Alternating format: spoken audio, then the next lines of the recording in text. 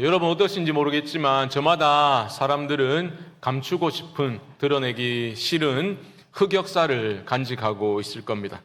오늘 본문의 이야기는 한마디로 다윗의 감추고 싶은 흑역사의 한 자락입니다. 그 말은 다윗이 고난과 시련을 경험하게 되었을 때에 이번에는 믿음으로 힘있게 나아간 것이 아니라 오히려 흔들리면서 인간적인 그런 선택과 결정을 통해 실수를 연발하고 있는 그러한 부끄러운 모습을 오늘 본문에서 보여주고 있기 때문입니다.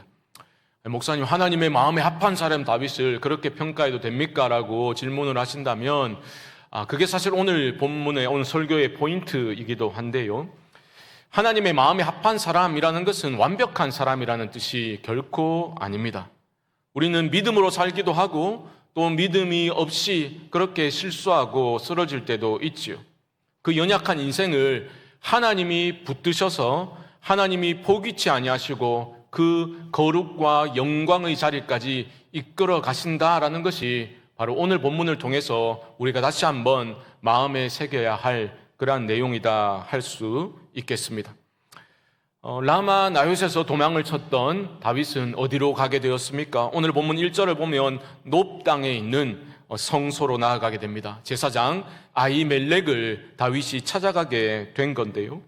도망자 신세였던 다윗이 혈혈단신으로 제사장을 찾아가게 되니 제사장이 너무 놀랐습니다. 그래서 이렇게 반응을 하고 있는데요.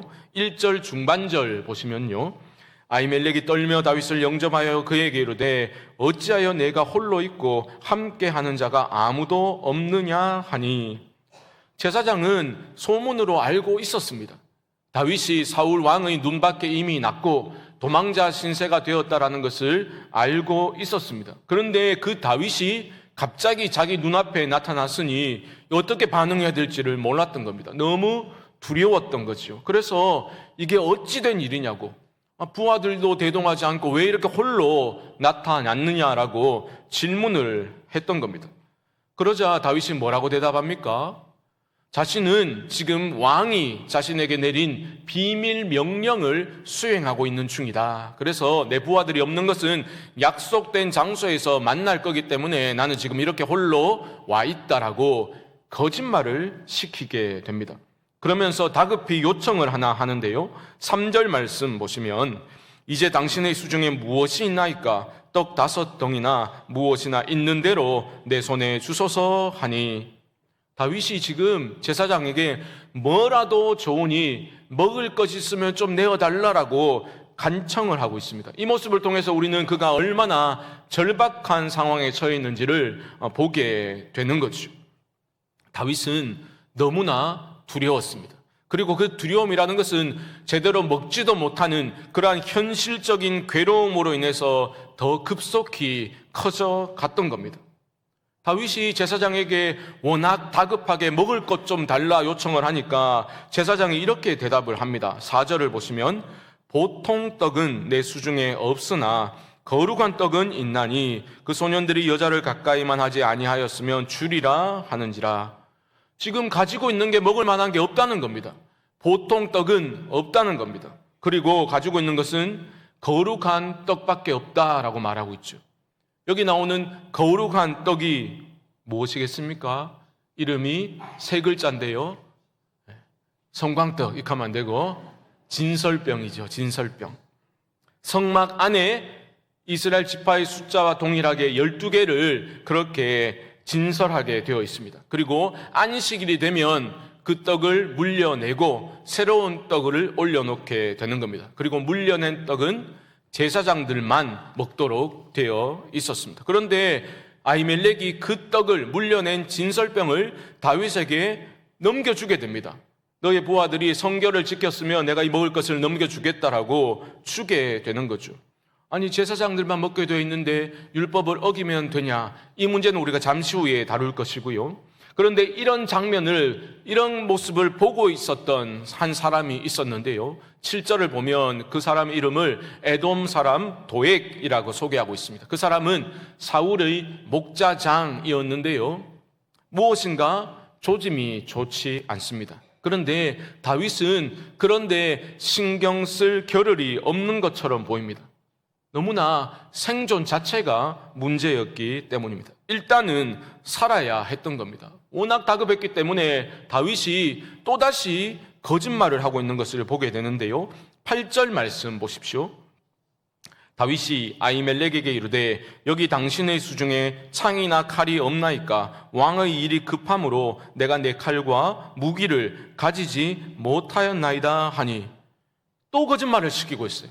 왕이 워낙 명령을 급하게 내려서 내가 지금 무기도 못 챙겨왔으니 당신에게 무슨 창이나 칼이 있으면 무기를 좀 내게 내어주시오라고 거짓말을 시키게 됩니다. 그러자 제사장이 무엇을 내어주었습니까? 바로 골리앗의 칼을 넘겨주게 되는데요. 9절 보십시오. 제사장이 이르되 내가 엘라 골짜기에서 죽인 블레셋 사람 골리앗의 칼이 보자기에 쌓여 에봇 뒤에 있으니 내가 그것을 가지려거든 가지라. 여기는 그것밖에 다른 것이 없느니라 하는지라. 다윗이 이르되 그 같은 것이 또 없나니 내게 주소서 하더라. 다윗이 거인 골리앗을 죽인 것은 이스라엘 전체가 떠들썩했던 그러한 기적적인 승리였죠. 그 승리를 기념하기 위해서 골리앗의 칼을 잘 보관하고 있었던 겁니다. 이것밖에 없는데 넘겨줄까라고 하니 그 같은 것이 없나이다. 그렇게 다윗이 말하면서 냉큼 넘겨받고 있습니다. 그리고 바로 그날 떡과 칼을 챙긴 그날 밤에 다윗은 도주하고 있는데요. 어디로 가고 있습니까? 10절 말씀 보시면 그날에 다윗이 사울을 두려워하여 일어나 도망하여 가드 왕 아기스에게로 가니. 여러분, 지금 다윗이요 연이어 정말 믿음 없는 사람처럼 행동하고 있습니다. 왜요? 지금 자신을 죽이려는 사울에 대한 두려움에 다윗의 마음이 완전히 장악당해 버렸기 때문입니다. 여러분, 애초에 왜 다윗이 놉당에 있는 제사장을 찾아갔을까요? 하나님의 뜻을 구하기 위해 찾아갔지 않겠습니까? 그리고 우리가 후에 보겠지만 실제로 제사장이 다윗을 위하여 하나님의 뜻을 여쭈어 보기도 하였습니다. 하지만 다윗에게는 그 모든 것들이 형식적인 것에 불과했던 겁니다. 지금 이 순간 다윗에게는 하나님의 뜻보다는 당장 필요한 것, 떡과 칼이 더 중요하게 여겨졌던 겁니다. 왜 그렇습니까? 너무 두려웠기 때문이죠. 그 두려움이 얼마나 컸던지 지금 다윗이 떡과 칼을 챙기자마자 어디로 도망하고 있습니까? 가드로 도망하고 있다고요. 여러분, 가드는 이스라엘의 적국입니다. 다윗이 죽인 골리앗이 가드 사람이라고요. 그런데 사울을 얼마나 두려워했던지 그런 가드 왕 아기스에게로 지금 다윗이 도망을 치고 있는 겁니다. 이처럼 사람이 두려움에 사로잡히게 되면 사고의 폭이 현저히 좁아지게 되죠. 사리 판단을 제대로 할 수가 없습니다. 다윗은 가드로 가면서 뭐 어떻게든 되겠지, 사람들이 나를 알아보게 하겠어, 그런 기대하는 마음으로 찾아갔지만 막상 도착해 보니 상황은 정반대였습니다. 아기스 왕의 신하들이 다윗을 보자마자 누군지 바로 알아봤던 겁니다. 11절 말씀 보십시오. 아기스의 신하들이 아기스에게 말하되 이는 그 땅의 왕 다윗이 아니니까 무리가 춤추며 이 사람의 일을 노래하여 이르되 사울이 죽인 자는 천천히요 다윗은 만만이로다 하지 아니하였나이까 한지라. 나를 못 알아봤으면 좋겠다 이 마음으로 갔는데 신하들이 다윗을 뭐라고 부르고 있습니까? 그 땅의 왕이라고 부릅니다. 심지어 사울은 천천, 다윗은 만만, 그 노래까지 다 알고 있는 거예요. 그러자 이제는 다윗이 사울을 두려워하는 게 아니라 아기스 왕을 심히 두려워하게 됩니다. 12절 말씀 보시면 다윗이 이 말을 그의 마음에 두고 가드 왕 아기스를 심히 두려워하여. 사울이 너무 두려워서 아기스에게로 도망쳤는데 이제는 아기스를 너무너무 두려워하고 있죠. 두려움의 대상만 바뀌었을 뿐 여전히 두려움에 장악당해버린 다윗의 모습입니다. 여러분, 일이 이렇게 흘러가자 다윗은 살기 위해서 갑자기 미치광이 행세를 하기 시작했습니다. 13절 보시면 그들 앞에서 그의 행동을 변하여 미친 채하고 대문짝에 그적거리며 침을 수염에 흘리매. 다윗이요 갑자기 침을 질질 흘리면서 주먹으로 문짝을 막 내리치다가 또 손가락으로 무엇인가를 휘갈겨 쓰는 듯한 그러한 미치광이 행세를 하고 있습니다. 하나님의 기름 부음을 받은 자가 너무나 치욕스러운 모습을 지금 보여주고 있습니다. 너무 두려웠기 때문에 살고 싶어서 지금 수치를 무릅쓰고 다윗은 이런 미치광이 행세를 하고 있는 겁니다. 그 모습을 보면서 가드왕 아기스가 야 우리나라에 미치광이가 부족해서 저런 놈을 데려왔냐 그러니까 당장 내치라 해가지고 겨우 다윗은 목숨을 건지게 되는 겁니다. 여러분 어떻습니까? 오늘 본문에 등장하고 있는 그 다윗의 모습은 너무나 찌질한 모습이지요. 2번에 걸쳐 제사장에게 거짓말을 시켰습니다. 또 적국의 왕 앞에서 수치심도 잊은 채 미치광이 행세를 그렇게 했던 겁니다. 너무 두려워서 그렇게 했던 겁니다. 사람은 악해서가 아니라, 물론 모든 사람은 악하지만 악해서가 아니라 약해서 거짓말을 할 때가 참 많습니다. 우리는 너무 쉽게 야, 다윗 별거 없네. 나랑 동시대에 태어났으면 내가 하나님의 마음에 합한 사람이다. 이렇게 자신감이 뿜어 나오십니까? 그렇지 않죠. 우리도 지난 날을 돌아보면 저마다 하나님 앞에서의 어떤 흑역사가 있지 않습니까? 너무 찌질하게 행동했던, 믿음 없는 사람처럼 행동했던 그러한 흑역사가 없다 할 수 있겠습니까? 내가 왜 그때 그렇게 믿음 없는 자처럼 행동했던가 너무너무 부끄럽고 하나님께 면목 없어 제대로 쳐다보지도 못할, 생각조차 하기 싫은 그런 행동들 우리도 하지 않았습니까? 너무 두려워서 그랬던 겁니다. 다윗은요 도망다니다 보니 사울에 대한 두려움이 점점 커지다가 마음을 완전히 장악당해 버렸던 겁니다. 두려움이 마음을 장악하니 하나님이 다윗의 시야에서 사라지기 시작합니다. 그리고 당장 생존에 필요한 것들만 구해야 한다, 그 생각에 다윗이 사로잡혀 버렸던 겁니다. 그래서 떡을 구했던 것이고 자신을 보호하기 위해서 칼을 구했던 겁니다. 그것도 하나님의 제사장에게 거짓말까지 시켜가면서 구해냈던 겁니다. 그런 다윗의 찌질한 모습을 보면서 우리는 무엇을 생각해야 하겠습니까? 아무리 성경에 등장하는 믿음의 영웅들이라 할지라도 그들의 삶이 완벽하지는 않았다라는 것을 우선 보셔야 합니다. 이것이 중요합니다. 하나님은 두려움에 사로잡혀서 때로는 찌질하게 행동하는 인생들을 은혜의 손길로 붙잡아 주시고 이끌어 가시는 겁니다. 그것이 성경의 이야기입니다.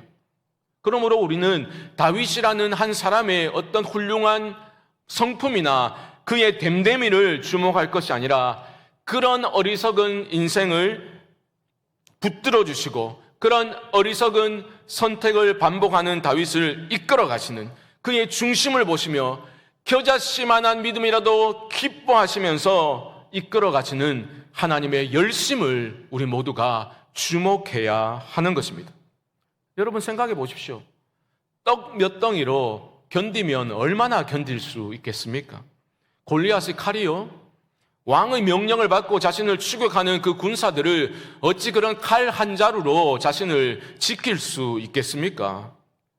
그것도 하나님의 기름 부음을 받은 자가 거짓말을 시켜가면서 속여서 구했으니 너무나 낯뜨거운 모습이 아닐 수 없습니다. 또한 제사장들만 먹도록 되어 있던 그 진설병을 다윗이 먹게 된 것, 그것은 어찌 보면 잘못된 행동 아니었습니까? 그런데 여러분, 놀라운 일이 있습니다. 신약으로 넘어가면요, 예수님이 오늘 본문에 나오는 이 사건을 언급하시면서 다윗의 손을 들어주신 것입니다.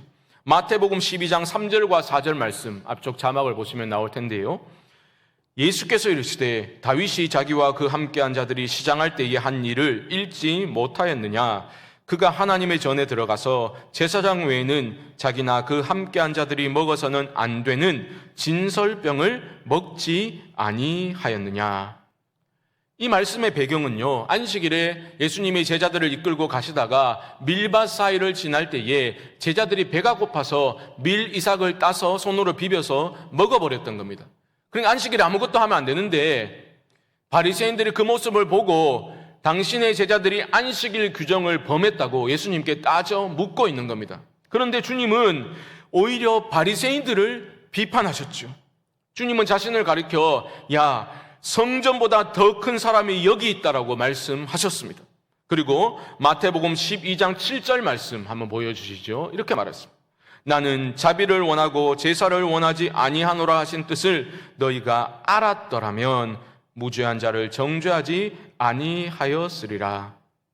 지금 바리새인들이 기계적으로 율법 준수를 지금 강요하는 것을 주님이 책망하고 계신 거예요.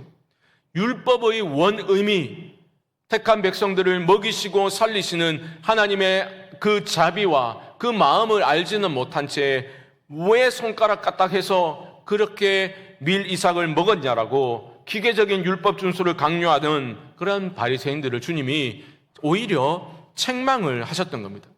여러분 잘 따라오셔야 됩니다. 안식일에 이 가르침을 주셨잖아요. 그런데 주님의 이 가르침은 오늘 본문의 메시지와도 밀접한 연관성이 있습니다. 여러분, 안식일이 무엇입니까? 손가락 하나 까딱하지 않는 게 중요한 게 아닙니다. 안식일은요, 생업을 중단하는 날 아닙니까? 그게 왜 중요합니까? 생업을 중단함으로써 나의 안녕과 나의 생명이 오로지 하나님으로부터 온다는 신앙을 고백하는 것이기 때문에 안식일이 중요한 겁니다. 생명을 하나님이 주셨잖아요. 그 창조주 하나님께서 주신 생명을 먹이시고 입히시고 보호하심을 믿음으로 고백하되 내가 하는 일을 중단함으로써 그 믿음을 고백하는 것이 바로 안식일의 핵심이라는 겁니다. 다윗은요, 두려움으로 인해서 거짓말을 시켰지만 하나님은 그런 다윗, 연약하여 실수한 다윗에게 먹을 것을 공급해 주셨습니다. 거짓말까지 시켜가면서 얻어낸 그 진설병을 먹으려 할 때 갑자기 떡이 뱀으로 변해가지고 입을 확 깨물고 막 믿음 없는 놈아, 그렇게 하시지 않았다는 거죠. 먹이십니다.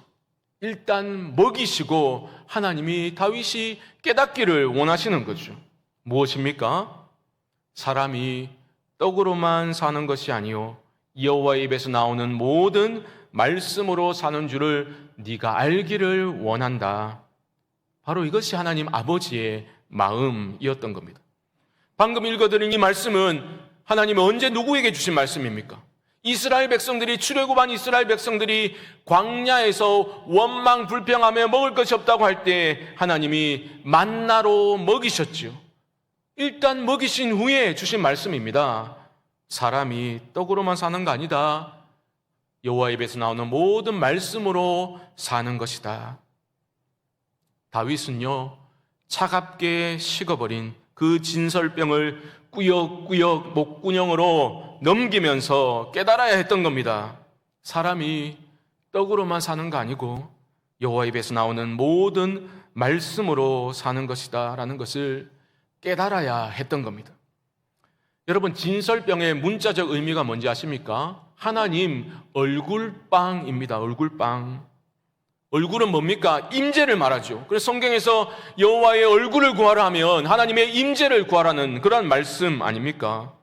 그래서 영어 번역은 진설병을 The Bread of Presence라고 번역을 했어요.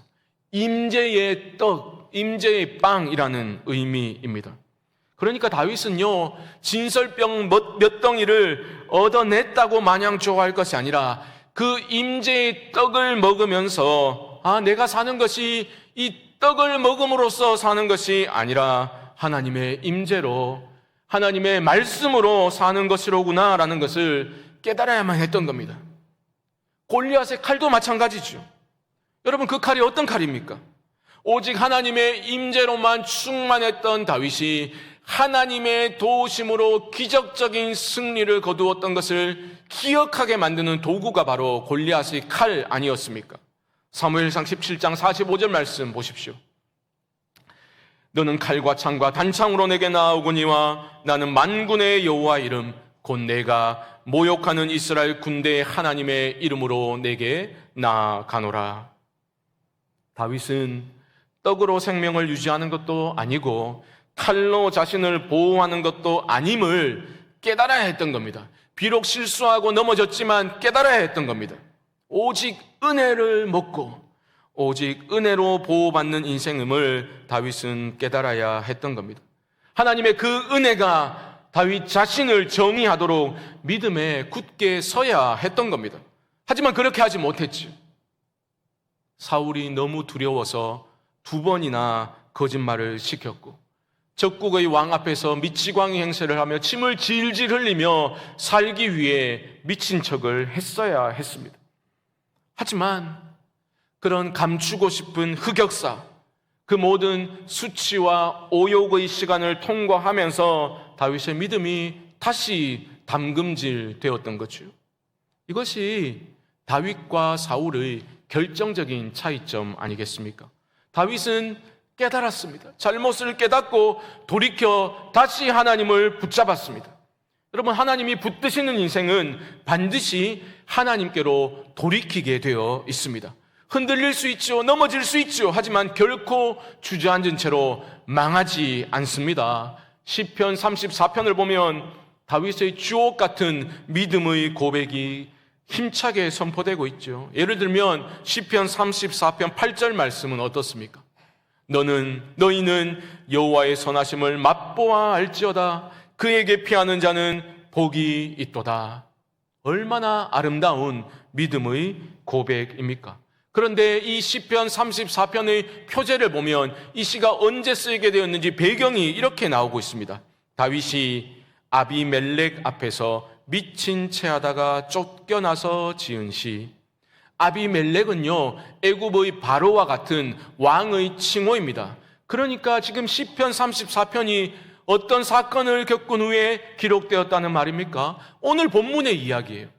가드 왕 아기스 앞에서 침을 흘리며 미치광이 행세를 한 후에 아프게 깨닫고서 다윗이 쓴 시가 시편 34편이라는 겁니다. 얼마나 우리에게 위로가 됩니까?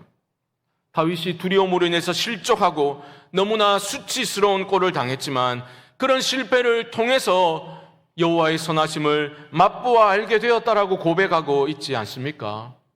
그럼 어떻게 적용하실래요? 그러니까 너무 믿음으로 살려고 발버둥 치지 말고 대충 살아도 하나님이 다 알아서 해주시는 거 아니야? 이렇게 적용하시면 곤란하지. 그런 얘기가 아니지 않습니까? 뼈아픈 실수였습니다. 다시 반복하고 싶지 않은, 생각조차 하기 싫은 아픈 실패였습니다. 하지만 하나님은 그런 연약한 다윗을 은혜로 붙들어 주셨습니다. 먹을 것을 공급해 주시고 자신을 보호할 무기도 그 손에 들려주셨습니다. 하지만 떡과 칼을 의지하는 그 자리에서 벗어나 오직 하나님의 은혜를 의지하는 자리로 나아가기를 하나님은 간절히 원하셨던 것입니다. 다윗은 그런 하나님의 마음을 실수한 후에, 넘어진 후에 아프게 깨달았습니다. 깨달음은 늘 그렇지요. 언제나 한 걸음 늦게 찾아오는 법 아닙니까? 사랑하는 성도 여러분, 우리도 그렇습니다. 그때 내가 믿음으로 행했더라면 좋았겠지만 연약한 우리들은 다윗처럼 흔들리고 넘어질 때가 참 많습니다. 우리 모두는 연약한 죄인들, 하나님이 의롭다 칭해 주셨지만 여전히 내 안에 도사리고 있는 옛사람의 인력에 끊임없이 끌려다니는 연약한 죄인들이기 때문입니다. 그래도 완전히 엎드려지지 않는 것이 우리 성도의 삶이다라는 것을 기억하실 수 있기를 바랍니다. 우린 늘 그렇잖아요. 눈에 보이지 않는 하나님의 은혜보다는 눈앞의 떡과 칼을 움켜쥐는데 너무나 능란한 사람들이 우리들 아닙니까? 그러니까 나 자신을 보면 소망이 없는 겁니다. 나는 무능하고 어리석고 연약하지만 하나님은 전능하시고 완전하시고 지혜가 무궁하시고 그 은혜가 한이 없으시기 때문에 우리 모두에게 소망이 있는 줄 믿습니다. 여러분 꼭 기억하십시오. 한없는 우리 하나님의 은혜는 우리의 그 모든 배신과 실패를 덮고도 남습니다. 우리는 평생 하나님 앞에 면목 없을 겁니다. 저는 하나님 앞에 평생 면목 없을 예정입니다. 그래도 괜찮습니다. 그런 우리를 주님은 사랑하시되 끝까지 사랑해 주시기 때문입니다. 광야의 그 경험, 그 실패를 통해 나왔던 여호와의 선하심을 맛보아 알지어다. 이 아름다운 다윗의 고백이 우리 모두의 신앙의 고백이 되기를 주님의 이름으로 축복합니다. 우리 모두가 오직 하나님의 은혜를 먹고 은혜로 보호함을 입은 인생으로 온전히 세워져 나갈 수 있게 되기를 주님의 이름으로 간절히 축원드립니다.